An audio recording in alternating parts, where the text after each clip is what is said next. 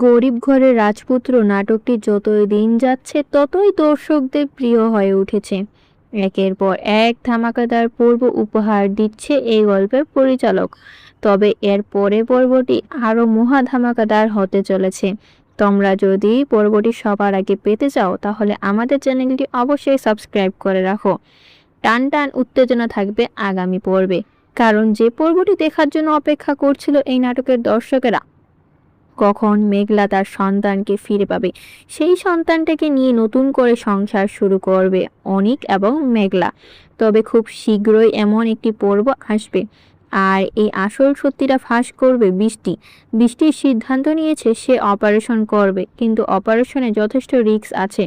তখনই বৃষ্টির সিদ্ধান্ত নেয়, আমার যদি অপারেশনে আমি মারা যাই তাহলে আসল সত্যিটা কোনোদিনও সামনে আসবে না।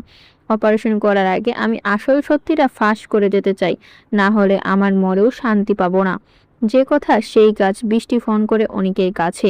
তখন অনিক অনেক কাজে ব্যস্ত ছিল।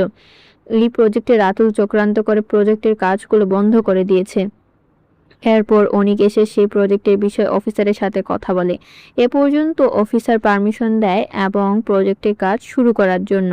তখনই অনিকের কাছে ফোন করে বৃষ্টি। বৃষ্টি অনিকের কাছে ফোন করে বলে, অনিক, তোমাদের সন্তান মারা যায়নি, তোমাদের সন্তান জীবিত আছে।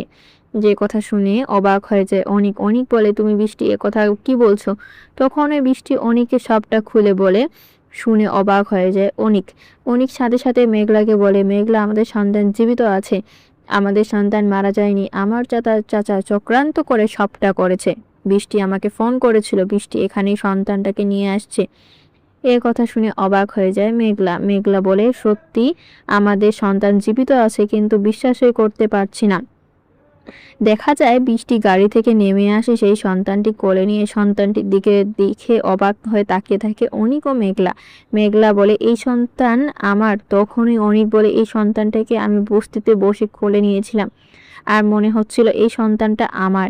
সন্তানটা আপন আপন লাগছিল। এরপরে বৃষ্টি বলে, হ্যাঁ, এই সন্তান তোমাদের। সন্তানটাকে কোলে নিয়ে আদর করতে থাকে মেঘলা। গরিব ঘরের রাজপুত্র নাটকে দর্শকরা এমন একটি পর্ব দেখতে পাবে।